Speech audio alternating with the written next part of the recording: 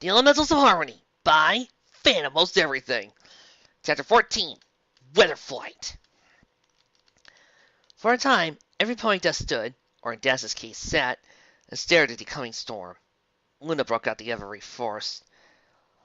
Ditsy, Pinky, to me!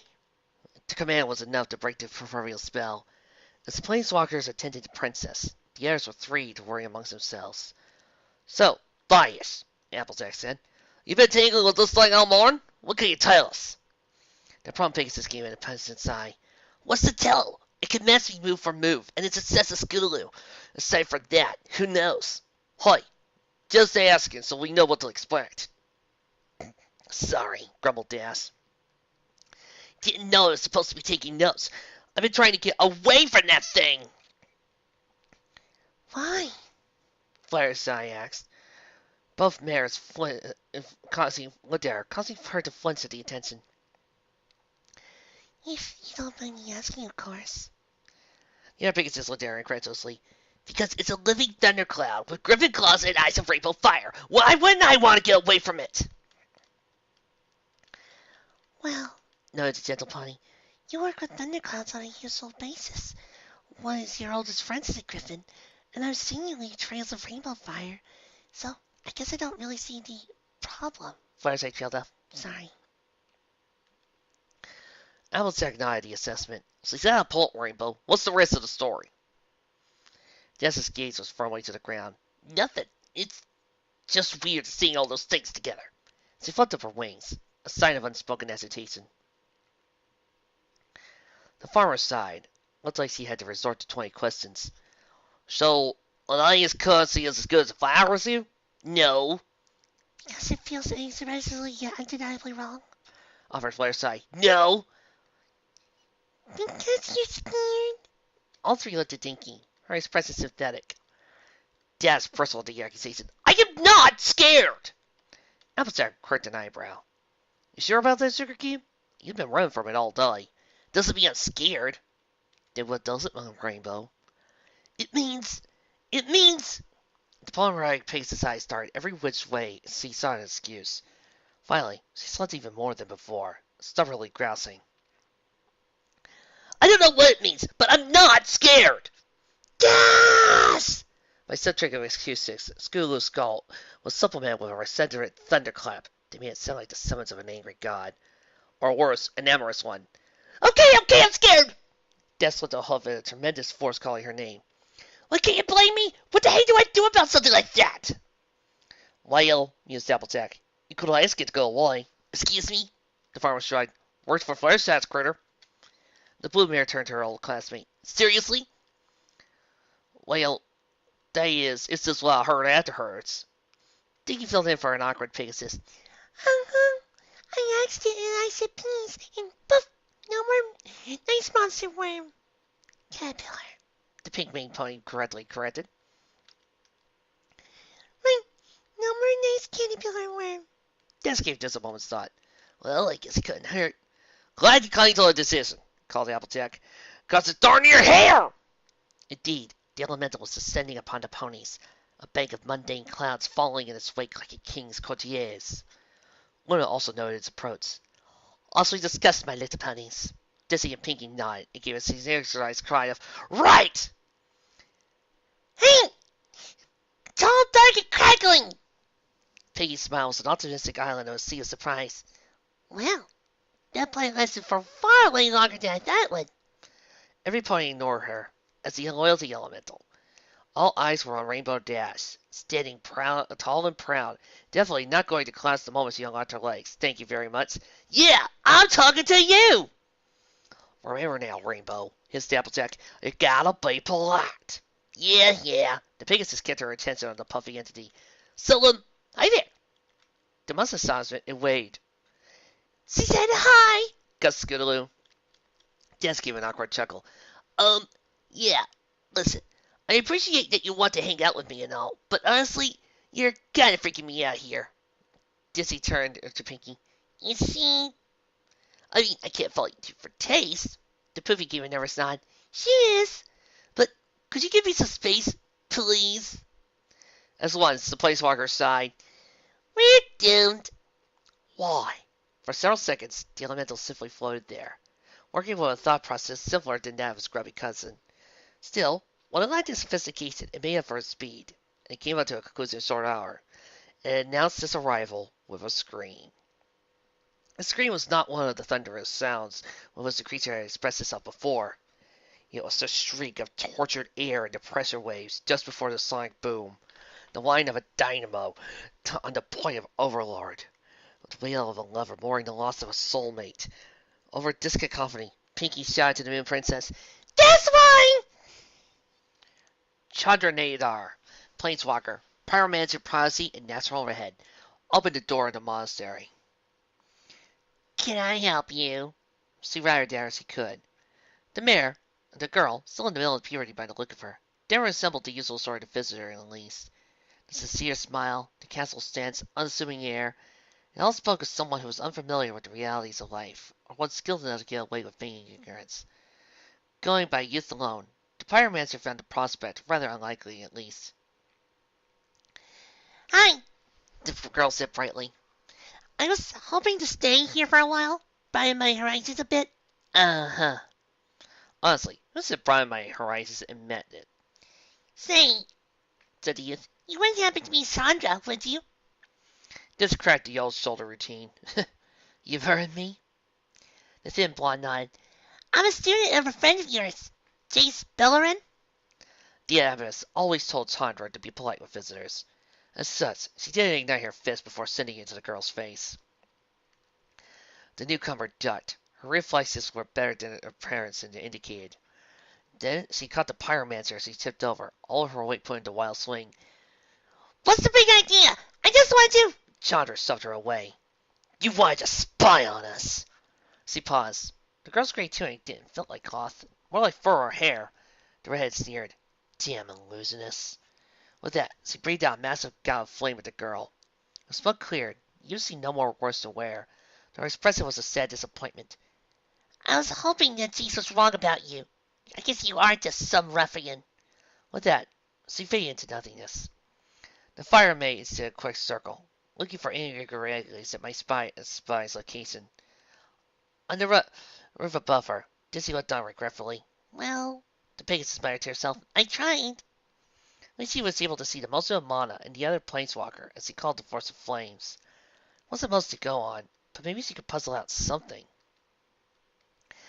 "Do you realize what you've done?" Judging by the blend of fear and frustration on Dizzy's face, she had been shouting, even if she didn't have to talk over the elemental's keening wail. Applejack's response was characteristically concise. "Lance is the one who made you go crazy!" The accused Pegasus looked at her friend in shock.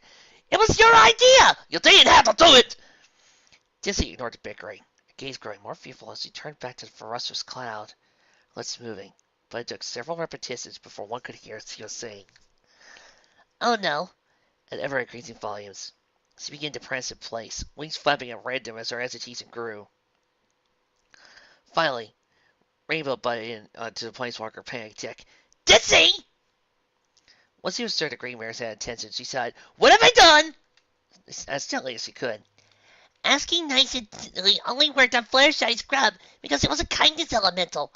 It was literally a being made of nice. This thing is made of loyalty. Loyalty to you. You're telling it to abandon you is an inconceivable paradox, and I have no idea what it's going to do when it's finished yelling." "I am Bloodsley." She turned to Applejack. "What?" "It yells." The blonde Pegasus blinked, grinned sheepishly, and said, "Oh," in a more reasonable volume.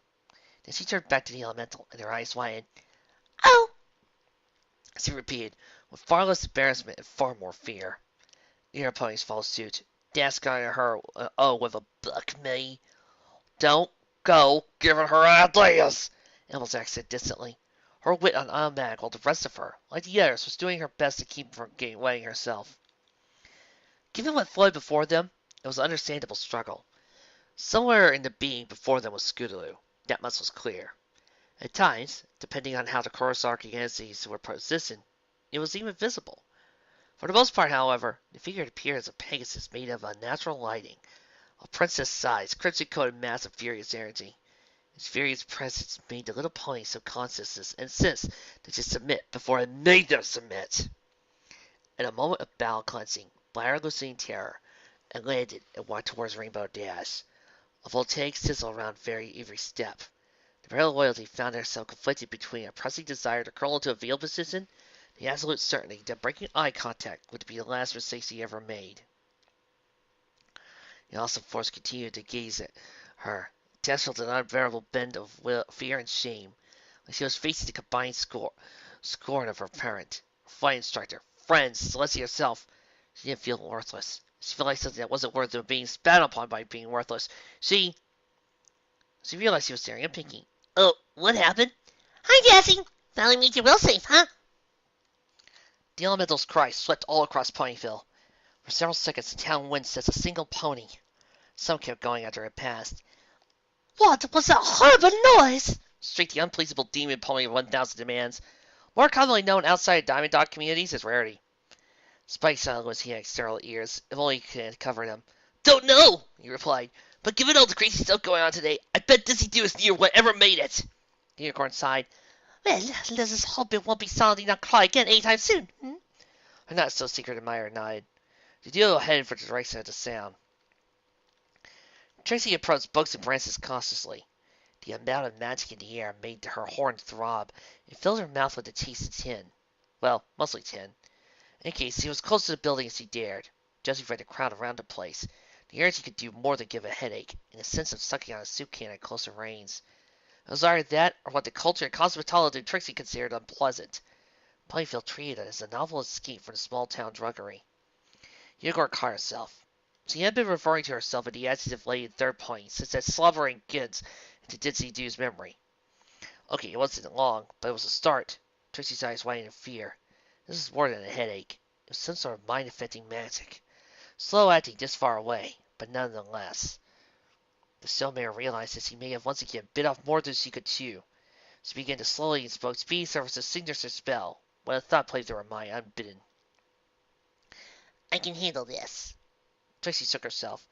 That was the magic talking, thinking, whatever. The point was, she definitely couldn't handle this. At least not alone. Sure I can. Well, I can still tell which thoughts are really mine, can't I? Yes, but who knows for how much longer? So, use the false constructively. Screen it out. The former was understandably confused. The effects of the high magic field were advising her on how to counteract the effects of the high magic field. Of course, the magic doesn't care if I go or stay. It's just making me more of a genius than I already am. If I use that genius to protect myself from worse effects, what's the problem? Well, when it put it like that, not her, it. Better cast that screen before it's too late. Right, Trixie knew that. Uh-huh. She turned out the sarcasm of her own voice and turned her focus inward. With a shudder, she could feel, sense, almost see this quickly itchy rainbow crawling down her horn and into her brain. Repulsed, the mare shoved it away, weaving a thin but impermeable shroud into the material of her skull. Unfortunately, Trixie hadn't considered how that shroud would form, and expanded outward like a horn from a bubble. As it grew, it dragged those writhing, maddening energies that had already reached her cortex from one side of her brain to another. In most unicorns, most of the horned population of Ponyville was demonstrating. This would result in blissful vague state. Trixie was not like most unicorns. The key difference lay in her special talent. Magic. Stage magic, yes, but it still meant that her system could respond to this much energy in a way that other than her unresponsive ecstasy.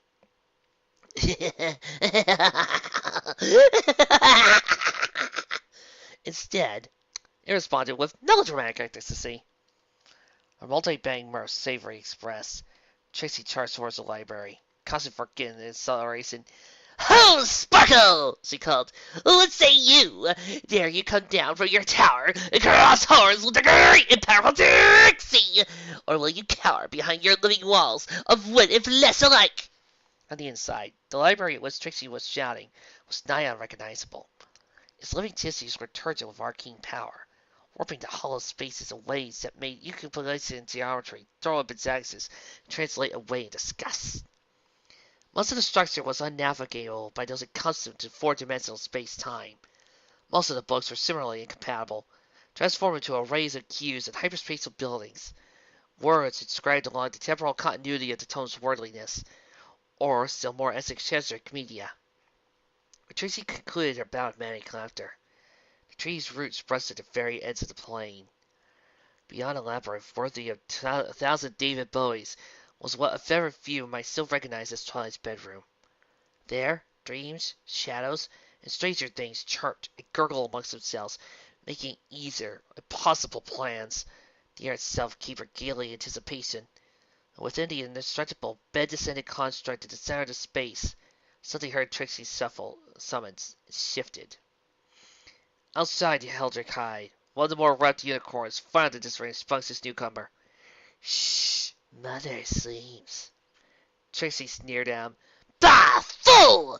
The great and powerful Trixie cares not if her arch rival will sleep in her cups and let us last reign.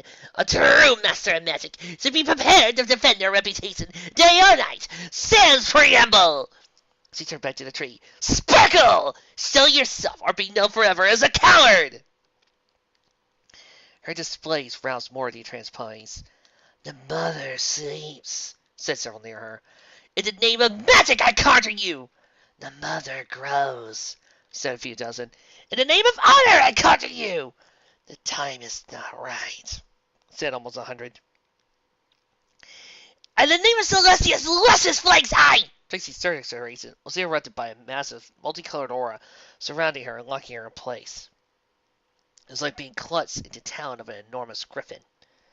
As the frenzied entities in her mind exhausted themselves, Michelle Pine registered countless angry unicorns staring at her, horns aglow.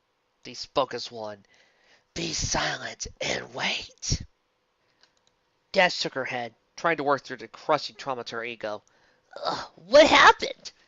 Pinky granted a specific grin that, in a list of smiles even longer than Celestia's, represented joyous celebration of an opportunity to deliver exposition. "Oh, didn't you see it? It was incredible. You and Applejack and Dissy were all shaking your heads, and this good little thing was staring you all down with suddenly, BAM! First I heard was right over you, and Master said stare for stare. It was a contest of stare masters, which he had never seen outside of late-night infomercials. Finally, it acted like it all had better things to do, but you could totally tell it was giving up. Then, me and Fluttershy took Applejack and Ditsy out of their trances. We tried to shake you out of it, but you wouldn't come out no matter how hard we shook. And believe me, I could give one heck of a shaking. Anyway, Fluttershy says she's seen this kind of thing before, and that you come out of your own eventually, and at some point would stay behind, keep an eye on you until you did. So now I volunteer, and that's what I've been doing since, keeping an eye on you. Now we go me up back on the others to stay school and Twilight in the world." Still not fully out-snapped, Des took a moment to parse all this. Once she got near the end, she gave a worried start. "What's wrong with Twilight?" "Oh, nothing urgent. At least I don't think it is. I can't check on her because there's a crowd of unicorns outside the library.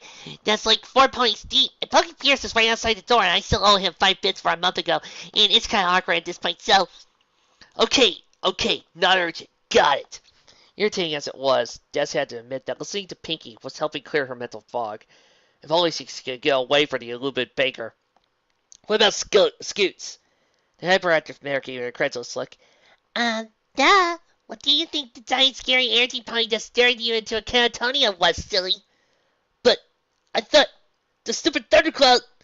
Pinky expressed his sense into a blend of sympathy and concern, usually deployed for victims of pranks gone awry. "You really don't know?" "Didn't know what?" The pink pony bit her lip and began to glance from side to side.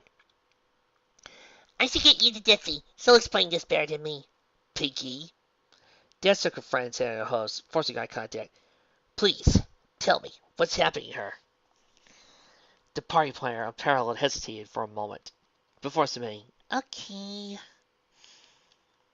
The inspector named Pegasus offered an uneasy smile. "Not okie dokie looking?" Pinky shook her head. "Not this time." She took a deep breath. With the exhalation came the unmistakable whine of air gradually escaping a poorly timed balloon. In turn, a partial deflation of Pinky's mane. "Here's the story. When you asked the loyalty gentleman to go away, you presented him with a paradox. If it obeyed you, that would be a betrayal of abandonment. If it stayed with you, it would be a betrayal of disobedience.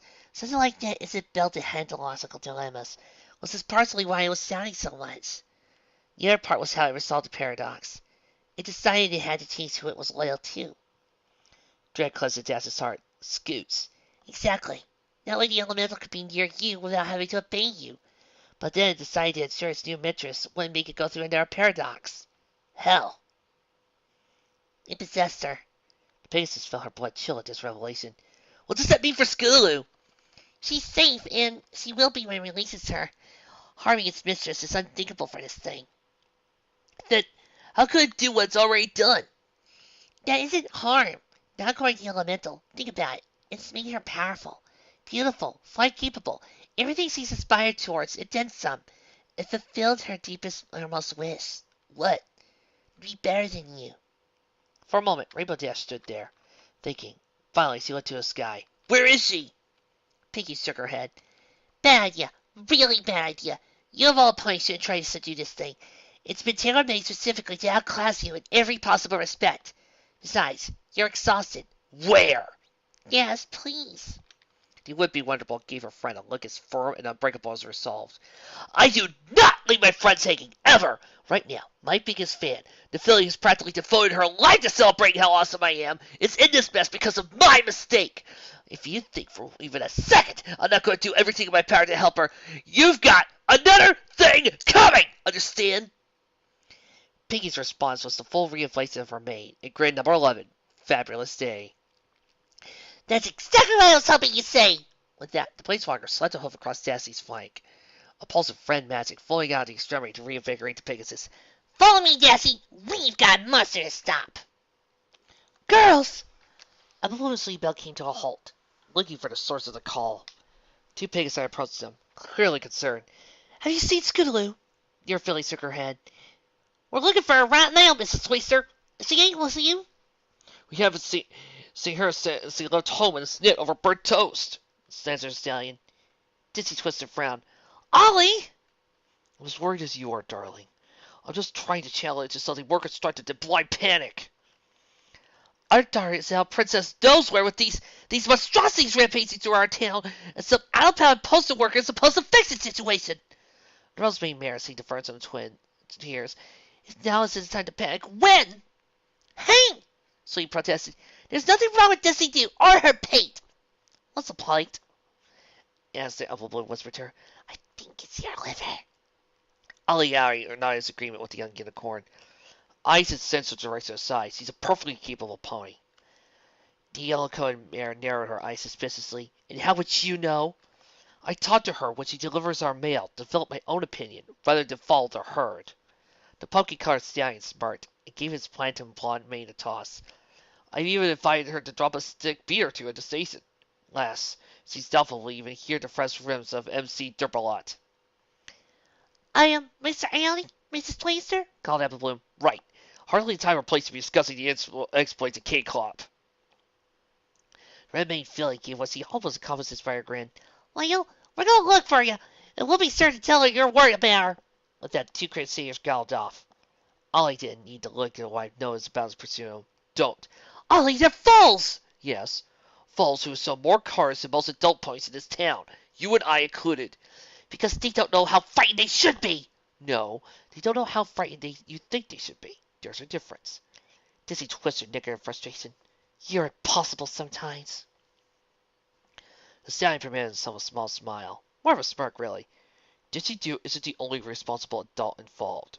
Princess Luna is there as well. She made it abundantly clear. Do you really think she'll allow a few innocent feelings to come in harm? His wife slumped a bit, exhausted from anxiety. I guess you're right. Ollie spread his wings. Still, be best not to leave anything to chance. In eye blink, Dizzy was in front of him, her own wings prying about his fans. Oh no, I'm not letting the both of my most important ponies in my life rest theirs. Husband nodded in understanding. Very well then. Good. You also said to stop me en route. Before she could so much to say, huh? He was already in the air. Dizzy hasn't done much air-to-air combat in her travels. She preferred diplomacy or misdirection to direct conflict. She rather regretted this as she found herself going Pazuna a Pazuna with the loyalty elemental. Still, reflected in her more analytical bits, she was years out of practice in magical dueling. As devil, she do much prefer her preferred medium. As her thoughts were fully involved in panicking, and not getting herself or anyone else killed in the dogfight when a Pegasus shaped electrical storm. As another multicolored bolt of lightning arced towards her, Her primaries brazenly shined in the fine light. When the energy struck, it did no harm, instead sounding a note sung by the varying voice of law. Insulted and enraged by the sound, the thing that had been Scootaloo pounced on Ditzy, her forehead delivering blow after blow, every strike sounding another clarion note, further infuriating the berserk equinoid. Neither party was working to stay airborne, so the assault was halted by the great Pegasus hitting the ground back first. A visible ripple traveled from her spine into her rear hose, and she delivered a buck enhanced with the force of the impact. The Pegasine elemental was sent flying, but righted itself in midair. Static crackled around her as she charged another bolt. Ditzy, still on her back, scrambled to right herself, the smell of ozone growing more intense with every second. Then Rainbow Dash blindsided the thing. The placewalker breathed a sigh of relief, and noticed what appeared to be cotton candy creeping into her peripheral vision. Hello, Pinky. Nice tying. They were piping. Thanks! I'm actually really glad to hear you say that, because I knew Rainbow Dash will want to make her entrance at the peak of dramatic hits, but I was worried you might not appreciate it since you might not have much of the mortal peril by his very defenses, but you... Pinky, possess that ability. Focus! The party pony stuck out her tongue and gave a playful flow for her forehead. Right, sorry. She looked at the plaza with a view of the library. Where is everybody? Working on Plan B. I thought this was Plan B. Ditzy rolled her eyes. Plan C, then. Pinky contemplated this. Well, I guess I'll have to move the hamsters, the marmalade, and the liquid metal to Plan D. What? What were you... Never mind. The golden-eyed Pegasus looked up. I better go help Dash. Without surprise on her side, the weather pony was finding herself easily outmassed. This Super Scootaloo was faster, more agile, and perhaps a little cooler than she was. That being said, she was not willing to cede superior awesomeness or radicalness. Every time Dash tried to set up a new of her, the possessed pilly was in path. Her ambient electrical aura sending tingles throughout the pony's muscles. Several rounds of this had made her uncomfortably numb, struggling to keep her flaps steady and uncoordinated. Between her astral orbs leapt in between the two, above and behind the crackling creature. Ditzy gestured to Dash to land. The speedster gave a grateful nod, and did so as the probes harried the distracted Scootaloo. As Pinky ministered to the nearly paralyzed Pegasus, by absorbing the charge like a reverse joy buzzard, Ditzy stayed above the area of the combatants. Her mind was working frantically, running through possible strategies, guiding her illusions in face of action, keeping half an eye on the one probe she left with her backup. As such, she could be forgiven for not noticing the newcomer that cleared his throat. Gah! All the pros attempted to headbutt the Thunder Mare. She carried with a discharge that tore through them like wet tissue paper. The ill-fated Ice's mistress, meanwhile, was seeing who had surprised her.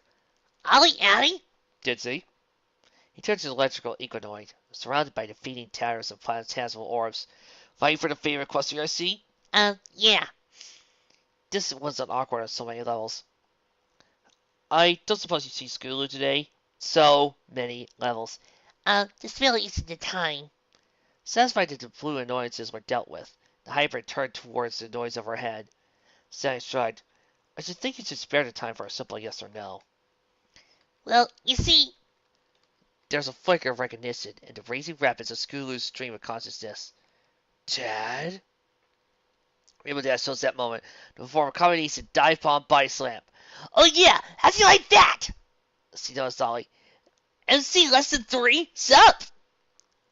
He was not near as pleased, aside from you tackling my inexpensively galvanic daughter to the dirt. The Bluebear's reply was preempted by a blood-tickling, spine-curdling roar, the likes of which had never come from a pony's throat. The thunder feeling rose to her hose, then released a spiritual wave of crackling plasma. Piggy slammed to hover the ground and closed herself in a dome of obsidian.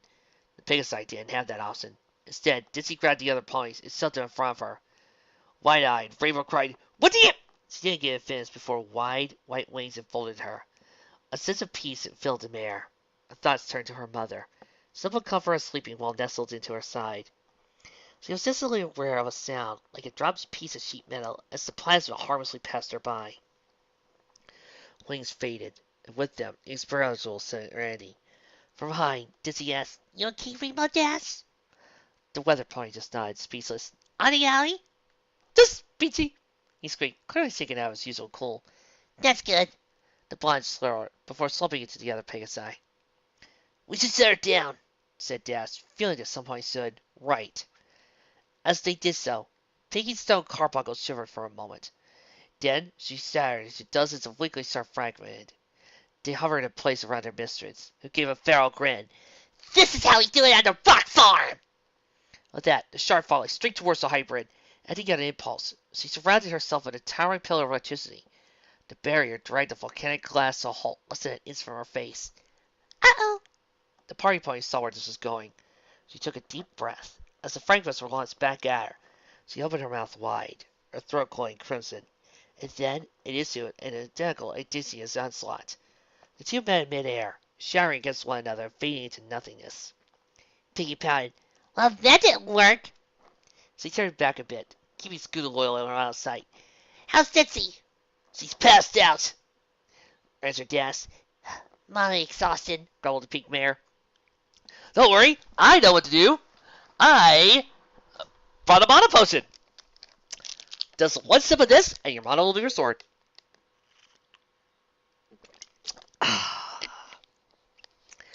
What? No mana potions and Magic the Gathering? What is it friggin' make some? Oh my gosh! What is it with pony fakes and never having any mana potions at the ready?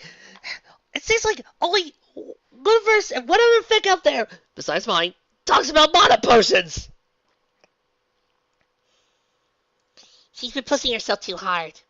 She shut her eyes, briefly adjusting her perspective along axes unknown even to most planeswalker.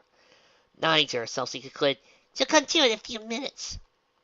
She opened her eyes, and the difference in scene registered. Uh-oh. What? Uh-oh? Asked he anxiously. Riskaloo. The Pegasus almost spotted her simultaneously. Directly above us, the stallion observed, going for a death dive. Death shook her head. Not until speeds. She's trying for a sonic ray boom. Indeed, what had been just a speck, barely visible even to Pegasus' eyes, was now the size of a bit and growing. Her impact was assured, and only two things could stop it. One was failing to breach the sound barrier, which didn't seem very likely. The other was a tornado. Raps and Satira had been to their impending doom. None of them had noticed the whirlwind until it positioned himself between them and the diving filly. Well, that was convenient, nodded Pinky. Dazzles less than pleased. Does whoever made that thing realize how much paperwork I had to fill out for an unscheduled cyclone? The party pony frowned in confusion. I thought you made Dying Line do all your paperwork. To answer your question, Ollie answered, yes, he does. Though I find doubt he cares right now. Still, this does explain what was taking her so long. Her? Repeated the blue mare. Who? Her who? As someone replied, Dizzy twisted and fluttered into view, landing under the tornado's spout and glowering expectantly. A few seconds later, a disheveled possessed Pegasus came crashing out the funnel, which then dissipated. Celestial love that mare. The would-be Wonderbolt groaned and faced up. Of course! Best vortex engineer of Ponyville and Scoots' mother. Who else would it be? The triple tornado flanked Pony, paid no mind to the peanut gallery. Instead, focused on the crumbling heat of madmare before her. Uncanny maternal instinct recognized her child, and the floodgates opened. There you are, young filly! Do you have any idea how worried I've been? Scootaloo gave no reply, still trying to get her rump back under the tea kettle. Really, of all the days to blithely stomp out of the house, you just don't understand what you put me through. You really don't. That's like at you. Honestly, do you have any idea what you've done to yourself? Pinky opened her mouth to answer this. Well, stop by to fire shoulder. Do you know how to reverse it? Asked Solly. The puffy mare paused and frowned. Well, no. Then don't waste your breath. Dizzy said it chizzy, and best to weather until it passes. The randy pony's daughter seemed less than inclined to take this advice. Once she collected herself, she began twitching and shaking with barely contained energy. The struggle between filial loyalty and destructive boredom was visible as Dizzy's words washed over her like so much white noise. At the breaking point in the thunder filly's patience, there came a welcome distraction. Scootaloo! Scootaloo! Do you really think that's the best way to get her attention? Judging by every pony's reactive, it was a fairly effective one. The outrageous appearance of the other Curie Crusaders managed to stun Dizzy Twizzler into silence. A brief, delicate peace reigned as astute development was processed. Naturally, Scootaloo reacted first, striking towards her friends with such speed that he barely had time for a strangling yelp. To much relief, her pout was effective, rather than aggressive, enveloping her friends in a massive hug. Huh, mused Evelyn. A friendly monster. Now like that, that's to a place. Distress filled Sweet Belle's heart. A situation all too familiar. Just because it's nice doesn't mean you can stay. Dear Pony dismissed this with a wave of her huff. Ow, I ain't hurting no pony. At that, the Thunder Pony Andy and Charles turned her friend's coats and fangs into fluff balls. I ain't hurting no pony. Repeated the young apple, a twitch in one eye, unlikely related to the electricity. I'm not through with you, young missy. Dizzy Twister strode towards the Crusaders like a vengeful goddess. You can play with your friends after we finish the discussion. The fluffy fillies looked at one another. Mrs. Twister? Noted Apple Bloom. Your friends? Cried Sweet Belle. Both looked at the increasingly anxious Pegasus. Scaloo? The air sights folded in fake. She just reacted. Pursued on all sides by the tyrannies of parental and awesome ponies, she took flight. Her mother gritted her teeth, her expression promising great vengeance and righteous anger. You aren't getting away that easy, Finny and Louise Twister! She took off as well. Dad's knowing what the other mare had. Scoot still had passengers.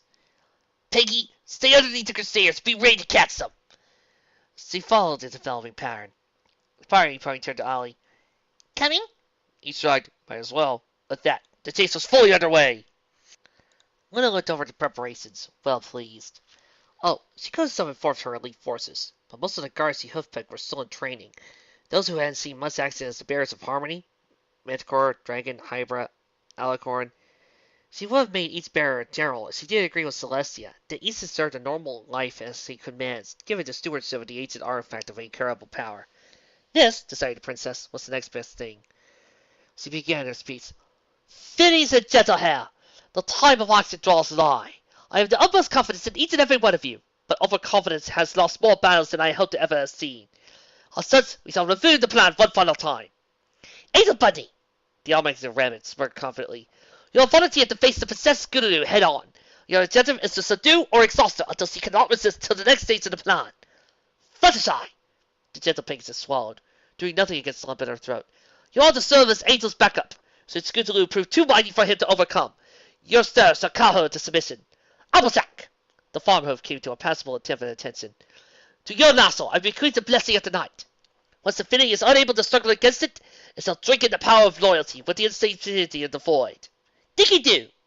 The filly was currently on the verge of bouncing in her excitement. You have demonstrated remarkable talent for observation. You shall act as tactician, keeping watch over the skirmish and announcing the key sense of the tide of battle. I will act as the ultimate high ground from which you can do so. The Princess of the Night looked over her chosen view proudly. I am certain this will be an unmitigated process. Are there any questions? I got one, said Applejack, looking at the chance of her lasso. Is that blessing of the knot safe for me to use? Her concern was understandable. The rope appeared to be made not of unbraided hemp, but a tangible absence, as though of a rope sink into space. Eternity, Luna reasserted. I bought the enchantment specifically to do no harm to pony or rabbit. Or the aberration controlling young Skittle would be affected. Fireside folded in on herself. Are you really sure I should be involved? It isn't like I control the stare. It just comes. Applejack laid a supportive leg across her friend's shoulder. Sure, Cube. If Angel's in trouble, then I know whatever column there is going to have to answer to you. Really? Sir, as a caramel apple is sticky. Luna sighed, satisfied. Excellent. Let us begin. With that, Scooter Oil streaked over their heads. Pinkie Pie followed. Sparrow a clobbered, Hi, guys! Then 3 more Pegasi followed in quick succession. First I raised a hoof. Your Highness? Does this seem to play at all? The Alicorn's reply was prompted by an excited, Hey! Everybody seemed to see an enthusiastic waving spike riding atop of Rarity. Well, howdy there, you tell you, Applejack said warmly. Where are y'all playing? Addressing one of the most horrid creatures that invaded the town, answered the designer. She bit her lip. Not horrid per se, but neither here nor there. Where's Ditsy? The farmer her flipped up. Nearest I can tell, she just flew by. She didn't. All eyes turned to Dicky. Not just ponies for Mommy. The sheer amount of worry in that statement brought Rarity to a firm, abrupt decision. With a smile, she levitated the commission necklace, doubled over in chain, and resized it with a thought. Here, Dicky. You still hold on to this until you find your mother. She directed the jewelry over to Philly's head. The young unicorn looked at the jewel and glanced in delight. Really? Oh, really? The 5-pony chase passed by in another direction. Pinky, expertly covered in something brown and gooey, offered a Hi, Spike. I'm ready. she passed. And as Lisa watched her recede towards the horizon. Well, I'm currently behind on because defense. What have I missed? Luna landed with a rare of ponies, startling them. No pony even noticed her leave. And for how long had Angel been standing on her head? What are you all still doing here? The princess asked incredulously. Hold on, my friends! We nearly have the feed cornered! Scooter's thoughts were at this time not transcribable in any way that would make sense. At least not with the English alphabet, and not in a format limited to 2 dimensions. Given the restrictions of the medium, her cognition could be best described, and even then not very well, as an operatic remix of the Yankat song performed on an electric guitar, a theremin, and didgeridoo made from hollowed-out butternut squash. That being said, a telepathic panhandler of stream of consciousness might come across the occasional nugget of coherence. Once such tongue crept up again as she passed by the unconscious didgeridoo. This is the pony who was fighting me. She is strong. I owe her nothing. I should strike while she can't defend herself. With that, the filly dove, aiming for the other end of the plaza. She struck the ground with her forehose, cracking the ground. Nancy forced Nancy into the breach, feeding it back until itself was about to expose her face. Only then she released it, sending a massive, earth-shattering thunderbolt into prone Pegasus. No! Another moment until its ability. Wait. What? Who was that? Dash! She's in the way! She'll be hurt! She'll be killed! No, no, no, no, no! As he stood in front of the ground blob, a multicolored ball of lightning. Rainbow Dash freely admitted she hadn't thought this through. Still, she would not waver. She would protect her friend. She shut her eyes as she braced herself for the inevitable pain. The light flared painfully against her eyelids, then, suddenly dimmed. The blue mirror rested pink, then gasped in astonishment. The loyalty elemental had copied her equine shield maneuver. Defending her as she defended Ditzy. The orb of charge slammed to the living cloud, but went no further. It convulsed briefly. It began to dissipate. As it did, it turned to look at her. Guilt stabbed through the Pegasus' heart. The creature shook its head and patted hers with a disintegrating arm. Streams of flame halted. Its eyes were closed. Death wasn't able to say how, but she knew the embodiment of her element died with a smile on its face. Mommy? Hello, Muffin. Dizzy shook her head blearily. This is starting to become a pattern, isn't it? Dinky giggled. They probably stretched out her chest. My goodness, you didn't take me. Oh, mine! The gem was quite impressive, but it was a dig into the adult pony's eye. And it developed an odd taper shape, and a peculiar razor dimple had formed at the point. It's very nice. Isn't it? Its creator praised the trotted view. At first I thought you were giving me much to work with, but I've never seen a jewel quite like it. Certainly never one that kept growing once it was out of the ground. Did you really make that from the bizarre apparatus of Sweetie Bears? Dizzy nodded, then frowned. Wait, how did you know about that? Rarity gave a small grin. You have been out for almost 20 minutes, darling. We have plenty of time to bring each other up to speed. Indeed, the bears and Luna were all gathered nearby, chatting amicably. The princess noted the Planeswalker recovery. Oh, Ditsy, are you feeling bad? The Grey Mare shrugged. Better? Sure. Well, that's a matter of debate. She looked around. What happened to Ollie Alley? Piggy made her way into the conversation. Dizzy and he re-evacuated, and they made sure the Crusaders were with them. At my assistance, added Applejack. Verity died. And mine. Honestly, that not one of those fillies have gotten the kitty mark for needlessly risking her life is something of a marvel. Dizzy turned to her daughter. And why didn't you go with them, young filly? Dinky rolled her eyes. Mommy, I saw 2 out of 5 monsters today. And you just need help with the last one. Her mother shook her head. The last one is the most dangerous one. It's literally made out of magic. There's no telling what it could do, or even what it will be. She looked to the library, a pulsating, nauseating melange of color into her eyes. For that matter, why he hasn't shown up yet? The Q-Mark Crusaders were, to a filly, massively disappointed with the unfairness of the situation. Just because they weren't awesome, hornless magic ponies, or princesses, or the army bears, didn't mean they couldn't help save the world. Dinky was helping, and she was a year younger than they were. Alas, their pleas fell on deaf ears. Scootaloo's parents insisted that the trio travel ahead of them, and sorry they couldn't sneak back into action. For perhaps the 10th time, Scootaloo groused. I just can't believe that after all that, I still don't have my cutie mark! Everblue rolled her eyes. So I gotta keep saying, you really want a cutie mark for going crazy? At least it'd be something. Well, I can't believe that Pie knows a spell to turn solid ground into Jagapoon. Pix is feeling considered for this moment. Yeah, actually, now that I know she can use magic, I'm not really surprised you know how to do that. Oh, you gotta pull it later. Sleepybell broke a long stretch of silence on her part. Hey, Scootaloo, Yeah? your dad works at the radio station, right? Uh-huh. So why is his cutie mark a heart? Ollie offered. Because my special talent is irony. The unicorn frowned. How does a heart represent irony? The spark grew. Exactly.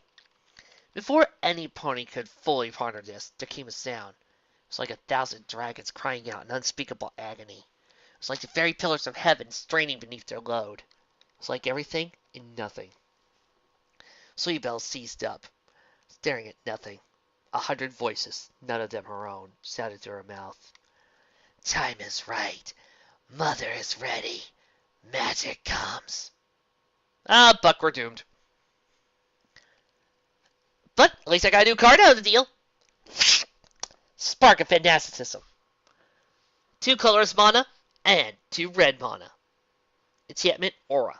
Enchant creature you control. Enchanted creature has haste and attacks each turn if able. Whenever enchanted creature becomes blocked, you may have it deal damage equal to its power, divided as you choose among any number of target creatures the defending player controls. If you do that, the first creature assigns no combat damage this turn.